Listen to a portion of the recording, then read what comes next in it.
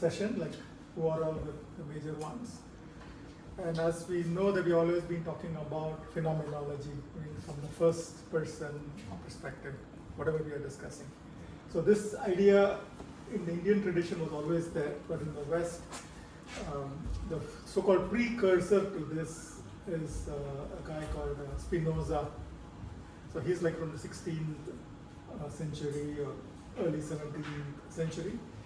And he came up with this idea of all our experiences has an underlying affect. The word affect means some kind of, whether it's pleasant or unpleasant, it's got an emotional tone to it. All experiences. So this is something, I mean, we're talking about so many 100 years ago where they said, hey, every experience has got an affect. This was like an insight which was brought and then it continued. Then I also want to acknowledge Heidegger from the phenomenological tradition. So he's not so very well known because he was a Nazi, but he had a lot to contribute. He's the one who thought about the idea of existence itself. It means like we know that the book exists, the body exists, the TV exists, all of us exist, but what is existence itself? Like the idea in our Sat Chit Ananda about Sat, existence itself. So he kind of made that into an area of inquiry. Very difficult to read him, but he had something interesting to say about moods as well. He said we are all thrown into the life, meaning like we are not asked for us to come into this world. We are just thrown into a situation, right? In some sense, if you see. So, and each of those situations has got a certain mood and affective meaning, pleasant, unpleasant, whatever it is, you're just thrown into it. So and he started discussing about thrownness and the moods.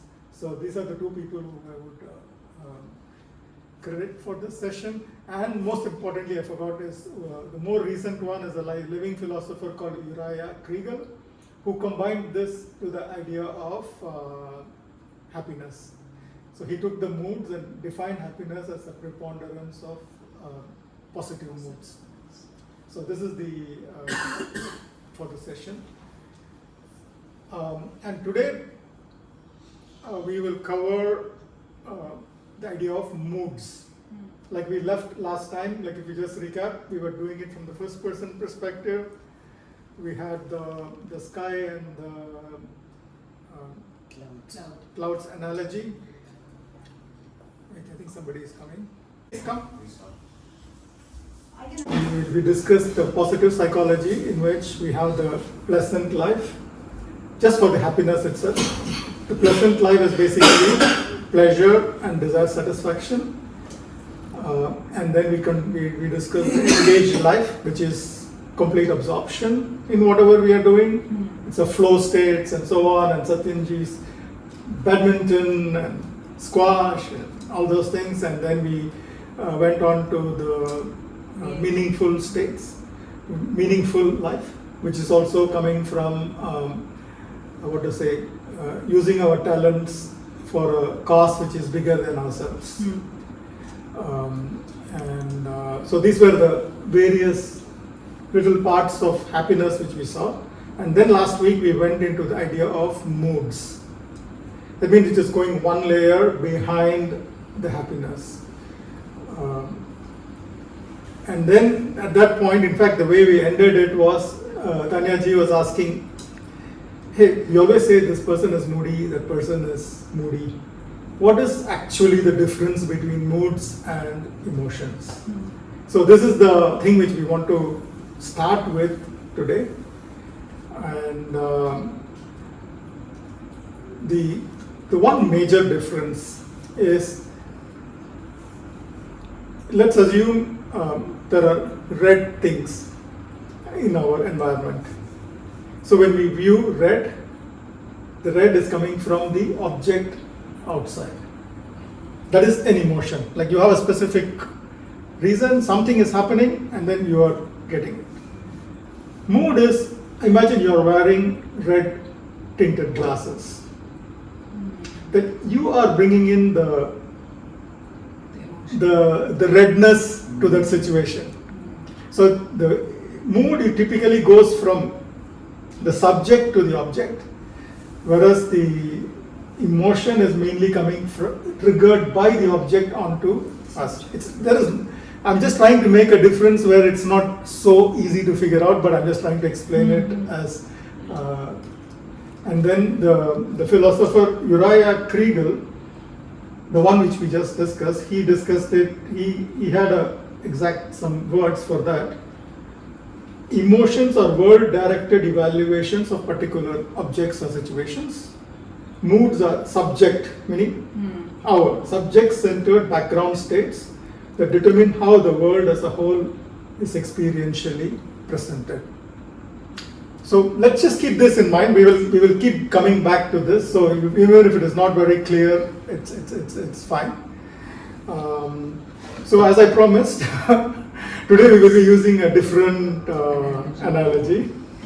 Let's go make it much more lighter. Let's go to Dilwale Dulhania Le Jayenge, DDLJ. We will have the characters of Shah Rukh Khan playing Raj and Kajol playing Simran. So everybody is familiar with this, and I'm sure must have all watched the movie a few times. So this is probably the best. So we will use this. So maybe we will kind of take situations like, the Europe trip, in which the mood is very light. Like there is this little teasing going on, and they're trying to fight with each other. But even though those fights are all there, but it's all happening in a very pleasant mood. But as far as Raj is concerned, the mood is totally playful and pleasant. Whereas the same situation for Simran is a little bit different because she already knows that she's going to get married to somebody. So that was like all the time coloring her, how she was experiencing the situation.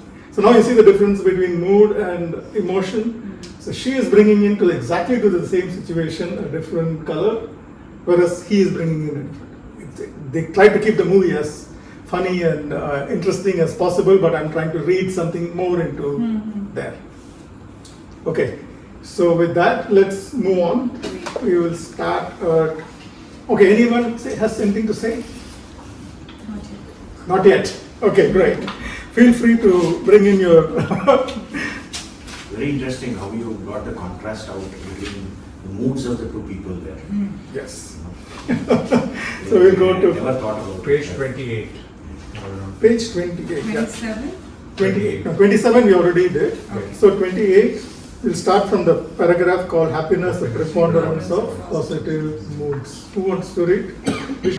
Happiness, a preponderance of positive moods. With this understanding, we can begin to describe happiness in a broader way, beyond just a collection of discrete moments of well-being. Happiness can be understood as a relatively persistent condition in which one regularly experiences a variety of positive moods. People who are generally happy tend to feel serene, light-hearted, or even euphoric more frequently than those who are unhappy. We often refer to this enduring state of overall emotional positivity when we talk about being happy. While there are many ways to define happiness, a core element in most accounts in this stable background of emotional well-being. This does not mean that a happy person never feels negative emotions. One might still feel annoyed at a chatty co-worker or envious of someone else's promotion, but these are temporary emotional responses to specific situations. What defines happiness in this context is that such episodes do not dominate. The general background mood remains positive and resilient. So, just a few words there. So they defined as happiness as a preponderance of positive mood. So we went from the respective specific events which are happening to what we are bringing into the situation. So this has already moved us from external orientation to somehow to start looking internally. And there was this interesting question asked, whether are we aware of our moods? I mean, it is possible sometimes that we are not even aware of our mood. One is whether we are aware of the reasons for your mood is one thing. Whether even we are aware of our moods itself is another thing. So a lot of people are not, especially, I don't know, I mean among boys I found, I mean even for myself, until like reaching a certain age, like it's not about, oh, you know this emotion, that emotion, you know your moods, you just live life. Like we are not aware of it, but it starts hitting us at some point. That's one thing, whether that we are aware or not at all. And then even if we are aware of our moods, there are some situations where we just wake up in the morning. There's something you always feel a bit edgy. Something is wrong, but we don't know what it is. Like, I mean, going back to DDLJ, in the initial part for Kajol, Simran, she was like a girl who was like happy-go-lucky. She was studying, she was writing some poetry and so on, but she'll keep telling her mother that, hey, there is something I think is missing. Or sometimes we will be very clearly aware of our mood, and we also know the reason for it. Like, okay, there's an exam coming in 1 week. Most kids, the mood is, the parents can at least see that the mood is a little bit dull. Or during the COVID time, all of us, there was an anxiety in the air. So this is like, even though we are the ones who are bringing in the mood, but sometimes the situation can be so globally anxious, anxiety provoking, that can also, all of us feel in a similar way.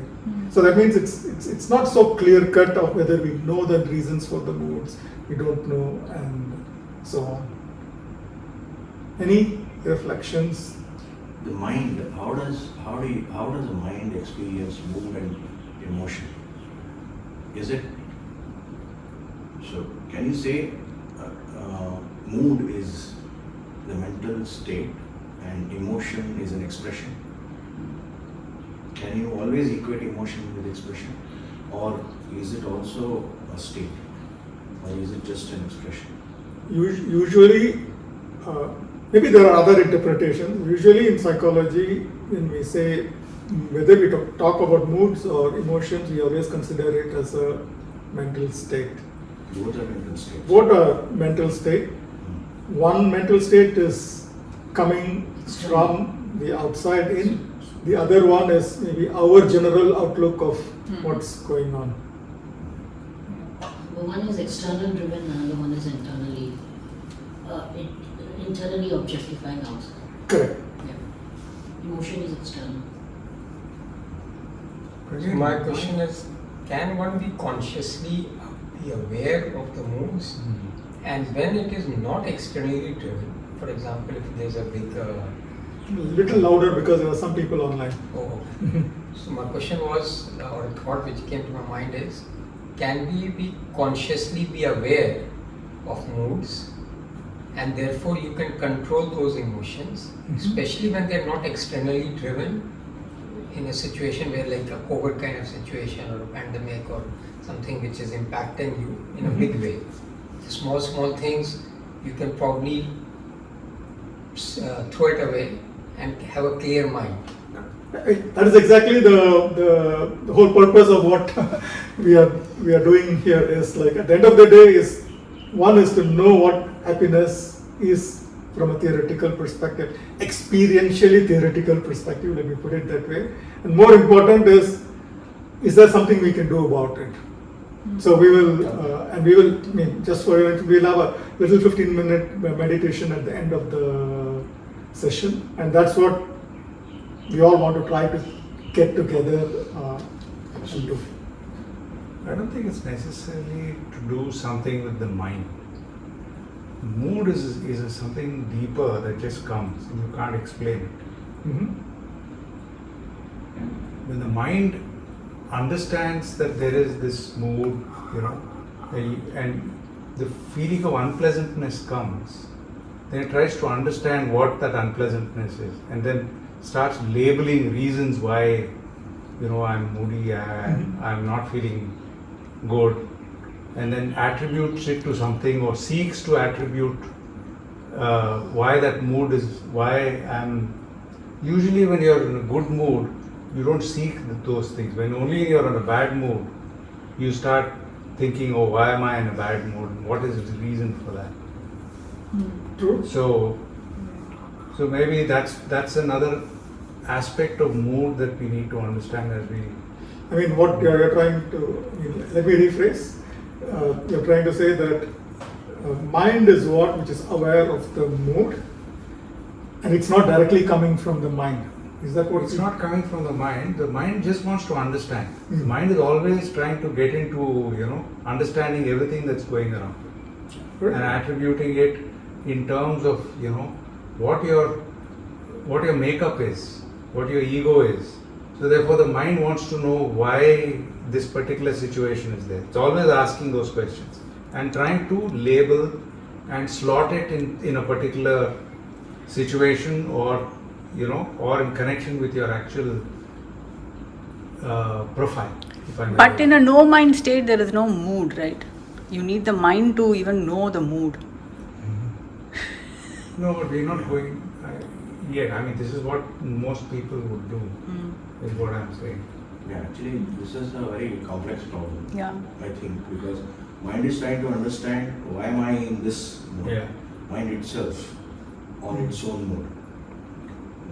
Yeah. Trying to resolve. Okay.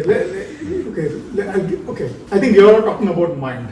So now I think I had put it for a later discussion, but then now we have to understand what a mind is. Right? When we say mind, what is mind? Mind is it only the thinking faculty which we call as mind? Or mind is also including everything which is perceived and sensed? Or mind is only the brain? So these are all things for which there are no clear-cut answers, and each of us are probably using the word mind also in slightly different ways.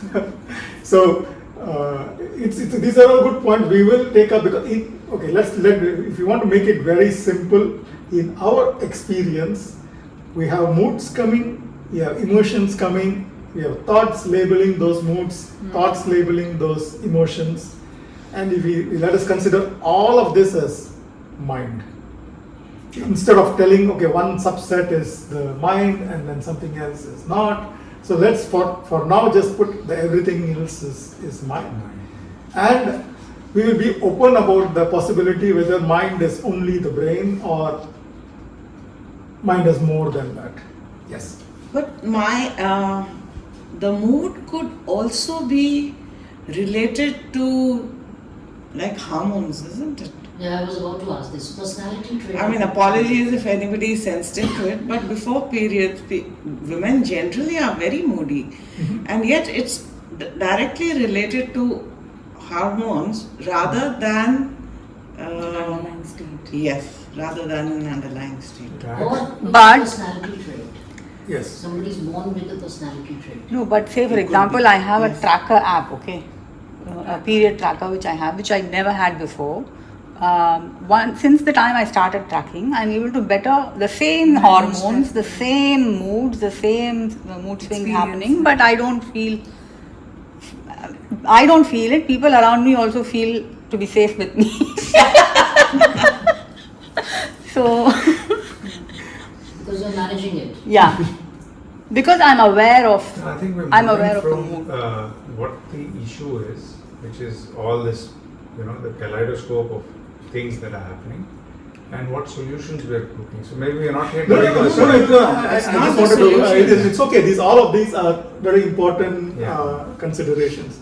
But again, my job is now to to turn back to first person experience, like as we experience it. To say, oh, the hormones is causing the moods, is like we are giving a scientific explanation. Hormones is not something we experience. Yeah. Like we are telling hormones cause the moods. It's a third person explanation of that, and it is perfectly correct. I'm not telling it is wrong, and it's worth considering. So, and I don't know what's your name? Shefali. Shefali ji said clearly Personality. personality. Yeah. So in the next chapter we will have we will understand what a self is, whether it's the body theory of self or the personality theory of self. So we are actually jumping way ahead because we have not understood what the self is clearly in this way of defining it. Of course, there are many ways to define self, and that's fine. But when we are from a first person experience, what do we want to consider in our, whatever is in our control? Hormones is not under our control in some sense. We want to totally keep at the moment in first person. But we will come back to all these theories in the next sessions. Is that fine? Sure. Mood in this way serves as foundation for happiness. While we often associate happiness with emotions like joy or contentment, these emotions typically arise from and are sustained by a prevailing positive mood. This foundational mood influences how we relate to all the theories of happiness explored earlier, whether we seek pleasure, fulfill desires, cultivate virtue, or enter flow states. A positive mood can enhance the enjoyment of experiences, boost motivation to pursue goals, and even deepen our sense of purpose.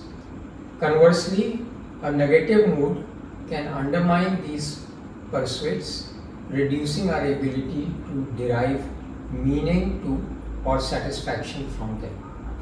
I mean, it's just telling the same thing. Maybe the next two paragraphs, I'll ask Kalaji to read because it's Sorry, just something. want- Yeah, I want go ahead. I want to understand Yeah. this positive mood and negative mood. How do we qualify something as a positive mood? How do we qualify something as a negative mood? I mean, at this, I mean, please come up with Yeah, I your- think it's very straightforward. If you're in a good mood, You know. you'll know, and it's just an internal feeling, and whatever you experience kind of gets enhanced. Is fear an emotion, or fearful state is a mood? No, fear. Because if, say, if I'm in danger, Hmm. I sense the danger, and so my mood at that point would be, I don't know if it is my emotion or my mood, but my mood at that point would be very fearful, you know. I don't So know. Not I really. was trying to, No, I'm no, trying no. to. Fear, I don't. When think if so. it's a danger kind of a fear, actually the There's no mind is just thinking how to act. Mood disappears at that. I mean, if it's It's an really like if a external car thing. is I coming. think, yeah, Jyoti ji, okay. Just to give an example, let's say you're walking, like in a nice mood, listening to music and walking, and suddenly you see a snake. That's fear. That's immediate emotion, Emotion. and you just want to run away. Whereas, let's say the COVID is there, and then like everybody is wearing their masks and keeping distance, and so that there is kind of a little fear or anxiety in the air. That's like the mood itself is anxious. Yeah. So even if you're in a bad mood, then even if I come and give you something nice, you may say, okay, you won't feel as elated as you would have if you were in a good mood. Because the background reasons for that mood being bad is overriding the feeling of happiness that you might get if I gave you something. So it's just a trend. So there's a difference between mood and emotions is what he's trying to say in the book. So that we understand that, And we know, I mean, so some of our children, we don't go like Devika, I won't go to her sometimes because I know she's in a bad mood. Even if I tell her, Devika, let's do this. Ah, okay. But in another time, when I go to her and say, hey, then she'll be elated and say, yeah, let's do it. So, the mood conditions and provides the canopy for the situation. In the going back to our clouds and sky example, moods can be considered as a deeper layer of clouds, which is a little bit more persistent than the fast changing clouds. Like one is like the internal external difference, the other one is moods are a little bit longer and lingering, whereas emotions are more Fast short, moving. fast moving. Okay. Okay, so today the whole idea is to get clear on moods. That's all is the objective for today. Okay, in that One- case, I also have. Yeah, sure. All of us have experienced death of a near one to a certain extent. So, during those 13 days when we are going through all those rituals, the general mood is of sadness, something being taken away from us. And then suddenly, you'll think of something positive about that person who's gone, or somebody will crack a joke and you will laugh about it, and for about an hour or two you are just reminiscing about what happened, how you did it, or you are sitting with your own emotions, and it's a very happy state of mind. Yeah. Would you call that a change in mood or a change in emotion? Because it's not momentary. It is there for some time, maybe a few hours, maybe half a day, maybe even a day, when you have certain relatives who come and talk very positively, or friends who come and talk very positively about that person, and you are completely in a different state of mind. You are now in that happy state of mind where there are recollections coming to your mind and you're happy. And shifted. yeah, so will you consider that to be a change of mood or just a new Tanyaji emotion? is I said yeah. the mood has shifted because Yeah. it has persisted. It's But- not temporary. Correct, but once those people are away, Again, it you are Yeah. again in that It state gets of back. mind. So So what it's is that? okay. Let's not be too. It's a spectrum. Yes. The moods are a little bit longer lasting and lingering compared to emotions. So the example which you gave, where somebody is experiencing grief, probably the predominant mood for, 13 days or 30 Initially. days or sometimes even a year could be the underlying sadness of loss. Yeah. And then there can be like brief periods, maybe even 1 week or a few hours of good moods. Like, so all of these are like one there is an underlying mood on which there is another mood, and then these passing emotions and so on. It's there is no, this is a mood, that is an emotion. We don't need to get too hung up on the exact definitions. For us, it's more to understand, hey, it's not just passing things. Sometimes there are things which are going on in the background about which we may or may not be aware of the reasons, and so on. So ultimately, our aim is to increase our awareness as much as possible, so that all of these, when we shine the light of awareness on it, loses its sting. Yeah. Right? So, this next two paragraphs I wrote when Kala and Sneha were working on their project a year ago. Maybe that's why I wanted her to lead this. Consider a young entrepreneur finally launching their dream business. The path has been full of long nights, setbacks, and moments of doubt.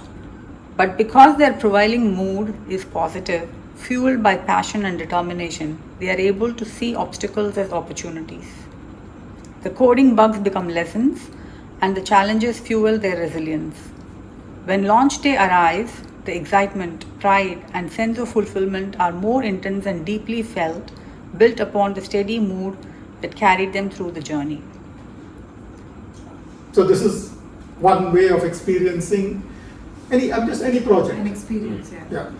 Then I'm just giving a contrast in the Now contrast this with another entrepreneur on a similar path, but whose underlying mood is one of anxiety and insecurity. For them, each obstacle confirms their worst fears. The long hours drain their energy instead of fueling their purpose. Small problems feel overwhelming, and even launch day, meant to be a celebration, is clouded with dread. Their negative mood shapes not only how they interpret each event, but also how deeply they can enjoy or learn from it. This contrast illustrates the central role that mood plays in shaping our experiences of happiness and unhappiness. These aren't just momentary emotional highs or lows, but more enduring emotional landscapes defined by the dominance of either positive or negative moods over time. Okay, it's pretty straightforward. It's completely based on whatever we just discussed earlier. Any comments before we proceed? So can we just to simplify, I don't know if it's oversimplified, moods will persist for a longer duration, emotions are fleeting. Yeah, no, this is one contrast. The other, I think, also a significant one is emotions or objects. I mean, something coming from outside in, whereas moods are more coming from inside out. So this is also an important contrast to remember. Which is easier to become aware of? I mean, it's obviously the outside in is probably easier because you're seeing a cause. Most of the times, in my experience, we have a lot of blind spot of our own experiences. We don't know what's going on within us. Whereas what's going on externally is a bit easier to see and figure out. True, very true. Yeah, but I had one thought. On moods, we are saying positive mood, negative mood. Can they not be categorized into these two categories? Can they be a steady state where you don't feel positive or negative? It's the aim. You're calm. The feeling of calm. Okay, I would put that usually, okay, this is again, we discussed it last week, because most young people, when they come and say, hey, I want positive moods, positive emotions, and the happiness you're talking about is like neutral, nothing. Peaceful. It's peaceful, it's not like exciting. So, but as we will see, that this state of peace, of mental peace and ease which we have, is actually positive, and it's good to go for that.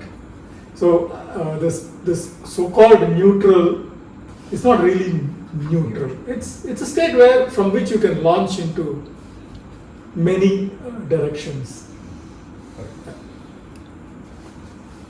Okay, then we have good. We can just read the next para. Who wants to read? Tanaji is good at it. Yes. Okay, Tanaji. Professor. The unpredictability of moods. Moods are subtle, complex, and often unpredictable. They are influenced by life events but not fully determined by them. Imagine someone experiencing a prolonged low mood. Their inner world feels like a constant grey sky. Then a seemingly positive event occurs. They receive a promotion at work.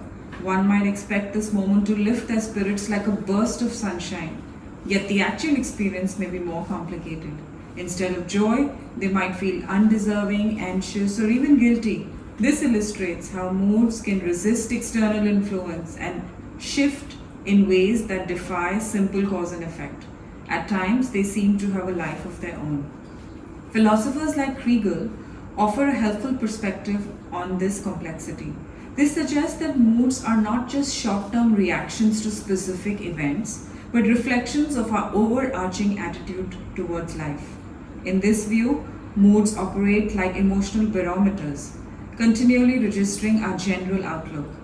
They not only affect how we interpret individual experiences, but also shape our broader perception of life's meaning and trajectory.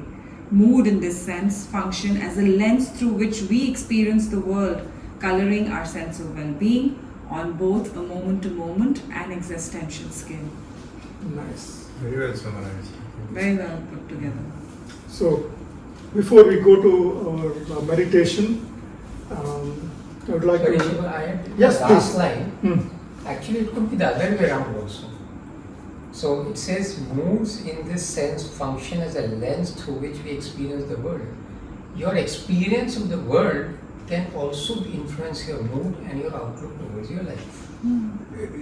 Absolutely, it's not just only one way street like the way we discussed. It's. I just wanted to find a little contrast between how we bring something in and how outside things comes in. We just need to be aware that these two are two distinct things. So before we move to the meditation, one is on the unpredictability of moods. If you go back to the DDLJ analogy,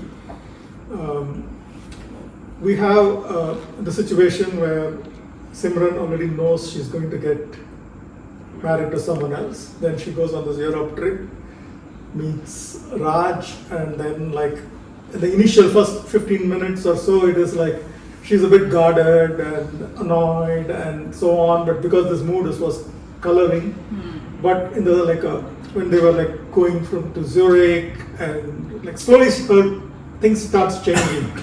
But she seems to have kind of forgotten that all whatever she was already engaged and so on, but like then she was like in a very running around and having fun and so on. So it's the same situations, but her mood shifted, and it's in an unpredictable way. She probably did not even have control over why she was feeling this way and why she was feeling that way. It just was a natural process.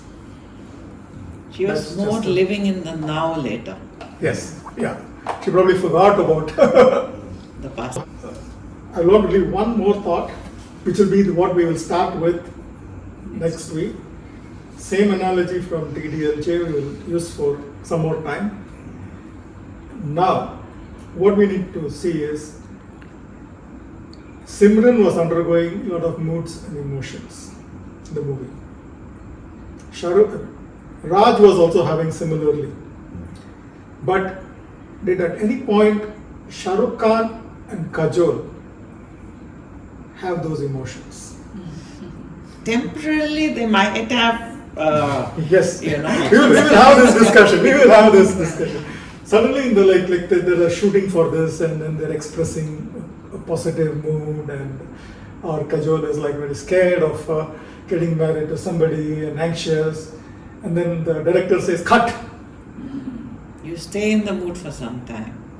Do Whatever they you even are stay in the mood for some time, or But they switch. does Simran in a split second becomes becomes Kajol, and then Kajol doesn't have those problems? So I listen to a lot of actors' interviews, and some actors say they are able to snap in and snap out. Others say like it takes over their life for the period of shooting. I think it also depends on the role, right? Like for Yeah. example, if it is someone is playing Raghavendra, then obviously they have to change their lifestyle itself a little bit to get into it, and then Autobiographical then ones, it becomes difficult to come out of it. Yeah, but My own experience Yes. is that that mood will sustain. You know, if you are in a role, you will sustain that feeling of that role for a period of time. yeah, but I mean, it's very plausible. But more important question is, at any point, did Shah Rukh Khan think he was Raj, or did Kajol think she was actually Simran? Did they lose their identity of Shah Rukh Khan and Kajol, and did they actually become Simran and Raj?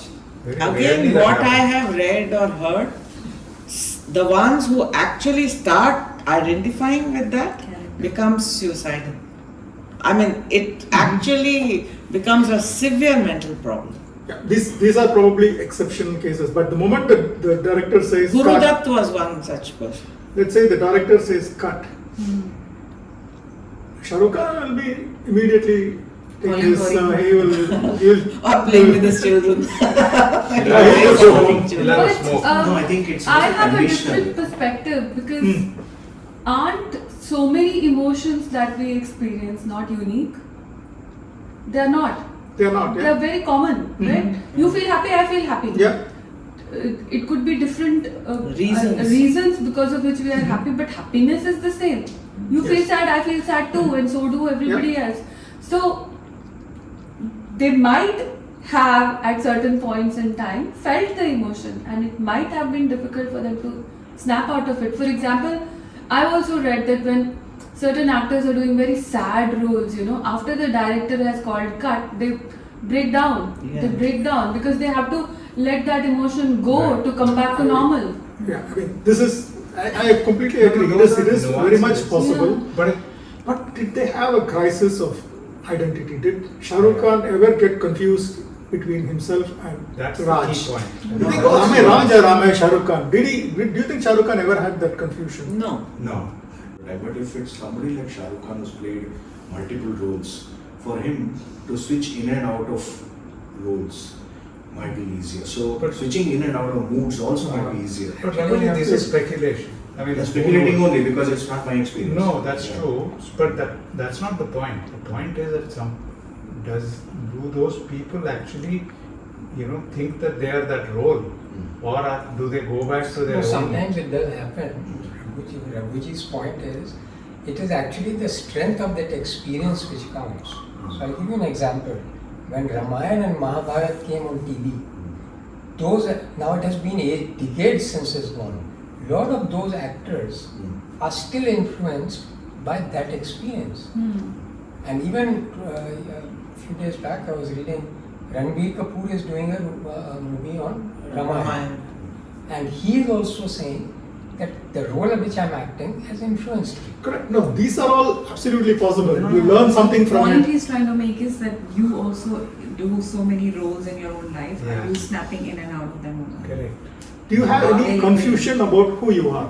Like, does Shah Rukh Khan have a confusion about who he is? Forget about, for the moment, let's assume, forget about the mood and the emotion.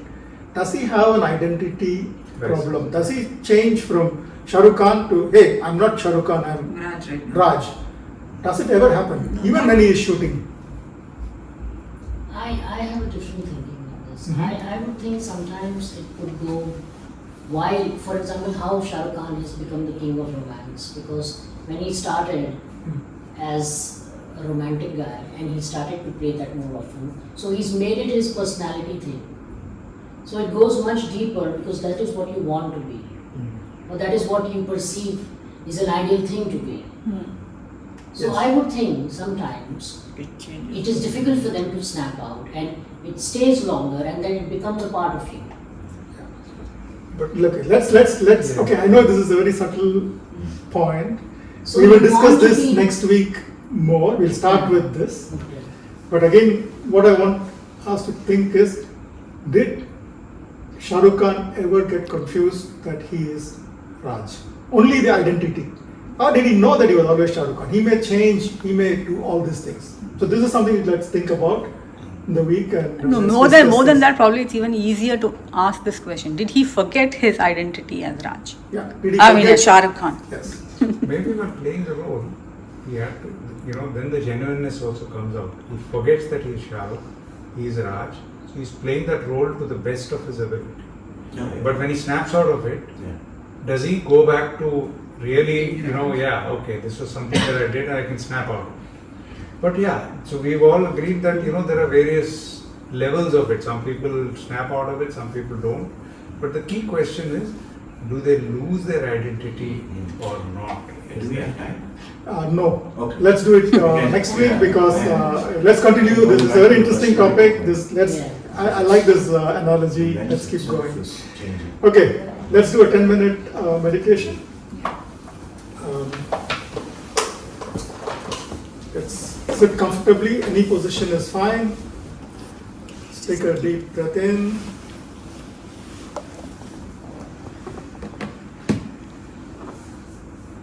And breathe out.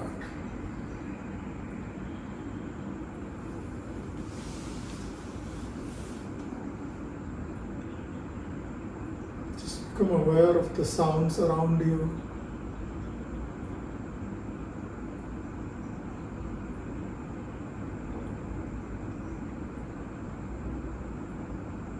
become aware of the weight of your body on the chair.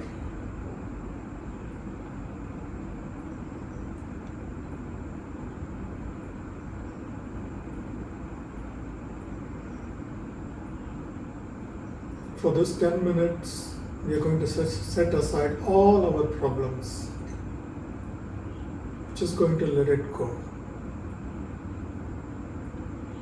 Even whatever we just discussed for the last 1 hour.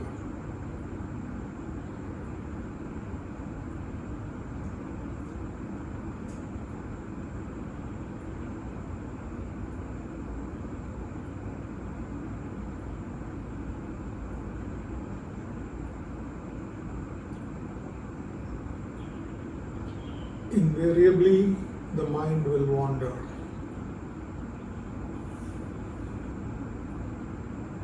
It's not a problem for the mind to wander. It's absolutely okay. When you're aware of your wandering thoughts, just bring it back to your breath.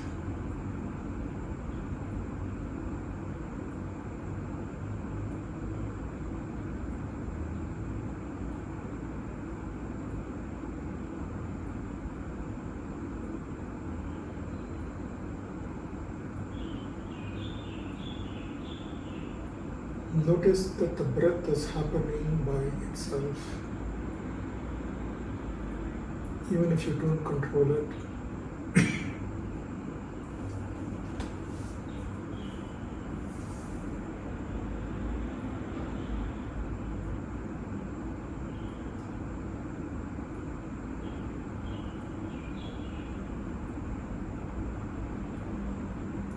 Thoughts are arising on their own. You're not telling what thought to arise.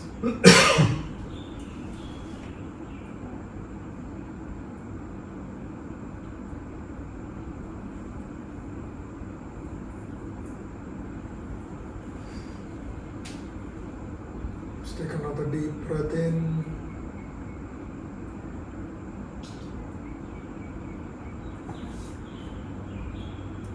And exhale.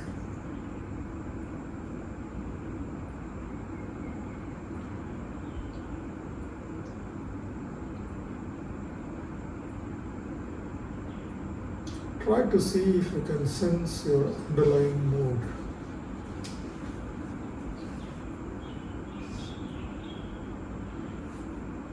You don't need to try hard. If you are able to sense it, that's fine. If not, that's okay.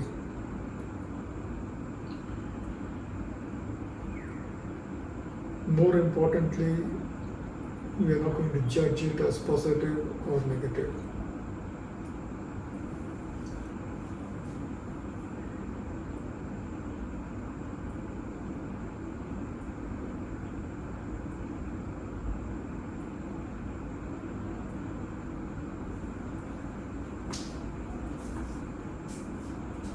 Mood is also a content appearing in your awareness.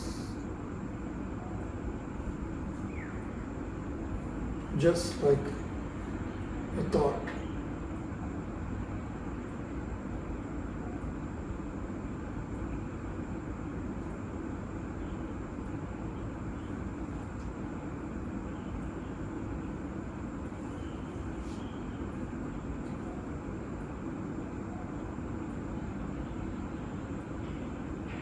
Now become aware of the sound of the air conditioner or the birds outside.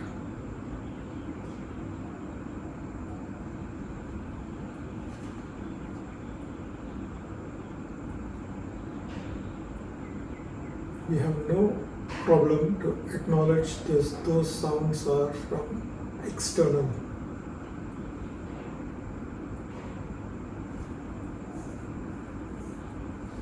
The aircon sound is outside and I am hearing it.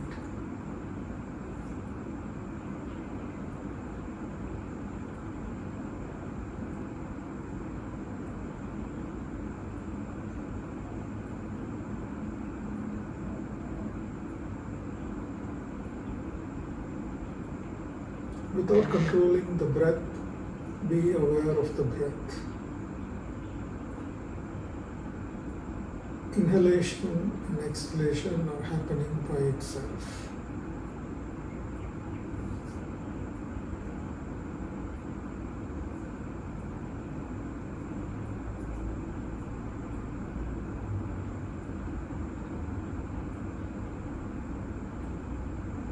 We say, I am breathing. The breath, we consider it as internal to us.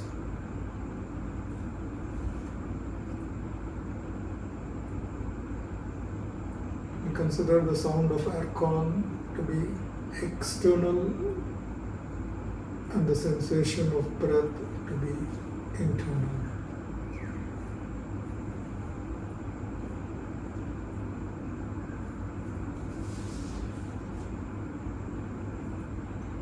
Both are appearing in our awareness.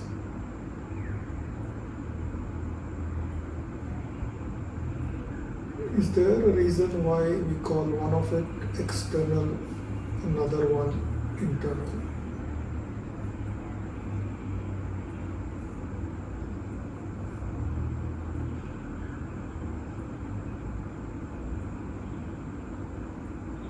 You don't have to analyze, stay with the question.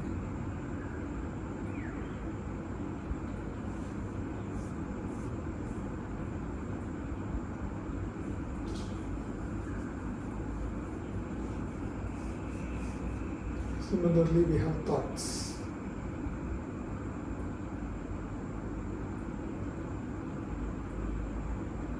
And we consider the thoughts as internal.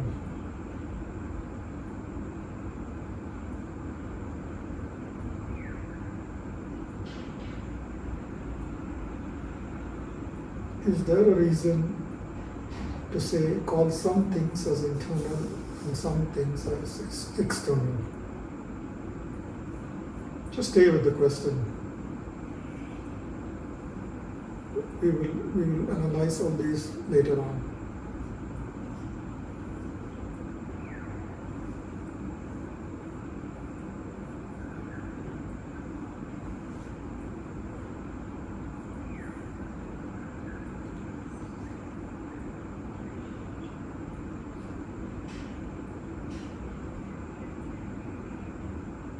For the next 5 minutes, stay with the full range of your experience. And whenever you find your mind is wandering, bring it back to your breath.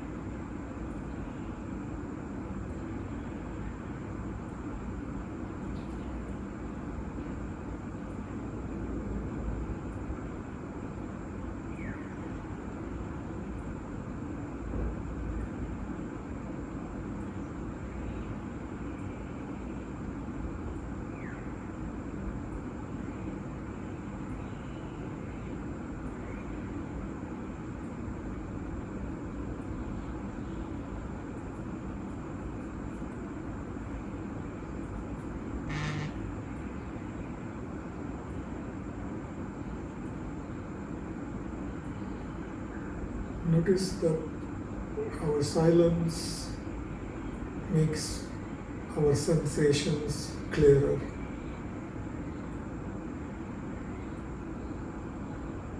When the mind is silent, we can perceive clearly and sharply.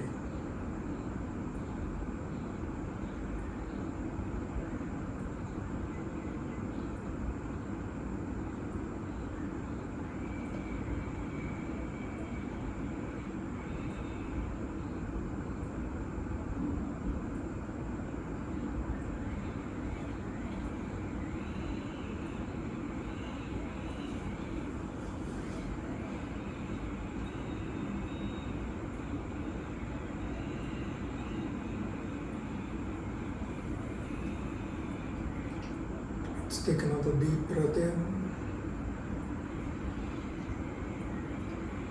and exhale.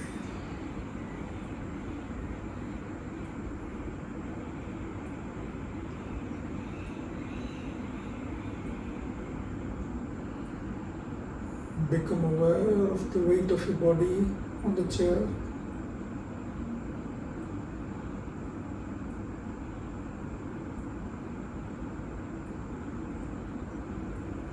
Become aware of the surroundings, the sounds of the birds,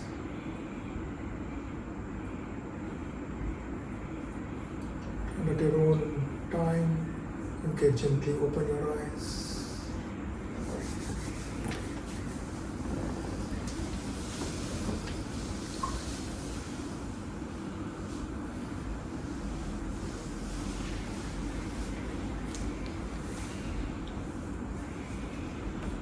How are we doing on time? Okay. So,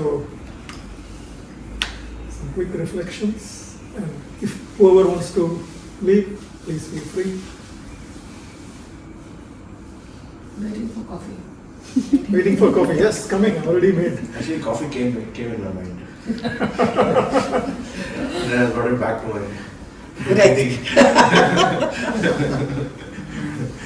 The scent of the coffee, the fragrance is already. As you said, silence will make senses sharper. You know, it's today's session was very different from the other two. It made me think, because we in psychology learn that a child is born with 3 basic emotions, right? A child is born with 3 basic emotions. And today you made those emotions separate from the mood. We never call a child moody. You know, like newborn, we never call a newborn a moody child. We only say, you know, सारे दिन रोता रहता है, or you know, he's a very happy child. 1 minute रोता है and then he's fine. So I was trying to equate those things in my mind. Yeah, I mean, these are. I mean, I'm not telling Changing psychology is wrong, or that's totally, they're doing a very good job, and their developmental psychology is a very important field. But like a child probably is in a very kind of a neutral happy, state, yeah. peaceful state, and then as and when something goes wrong, Yeah. it kind of makes a little noise, or when things are good, gives a nice smile and Interesting. But there is also an academic lineage to where they think about the moods and emotions in this way, the way we discuss. So it's not just my own creation. People keep saying that change your view of looking at things, change your view to positive. I think, is that changing your mood? We will explore this more. But yeah, one part of it is Because just to that- first be aware that how much are we bringing into the situation. Because that actually can be changed. I've done this myself. There are days when you get up with a better, so to speak, mood. There are days when you don't, but you make an effort to change the way you look at things. So I'm not sure if that is a mood that you're changing. Yes, I And mean, then you don't have control over what is going on outside. You have some control over what you can bring. How do you change your mood? What's your Tell the experience? mind very strongly to look at the positive in that particular state or an event. So, But for then- example, in office, in office things, one day you are put down for no fault of yours. Just that the boss is in a bad mood and you're put down for something. Now, but you will feel hurt, right? But then when you change your view of looking, oh, maybe this is something good about you. That's what I mean. Yeah. I mean, you can tell a different story. It's a kind of coping. Yeah, another example. Yeah. For 3 days, I was grappling with a problem to solve, to figure out how to respond to a particular problem. And then I was very anxious. The mood was anxious, but the first day it was anxious, but I knew at the back of my mind that from previous experience that this is a state, this is a method of solving any problem. So the second day I had some options. The third day I had zeroed in on the solution, and then I moved from an anxious state of mind to a sort of a calm state of mind, Balance. to finally a mood where I was relieved. Yeah. So I think you can tell yourself that this too shall pass, they say. So whether it's happiness or a sadness or a situation, this too shall pass. But why can you say that? Because of your experience. So you tell yourself that, okay, this is going through phases and I'm going to get over this. I think that's probably a way. Okay, I mean, this is just the start of the discussion. Let's take it forward. So yeah, thank you very much. Thank you so much. Thank you so much.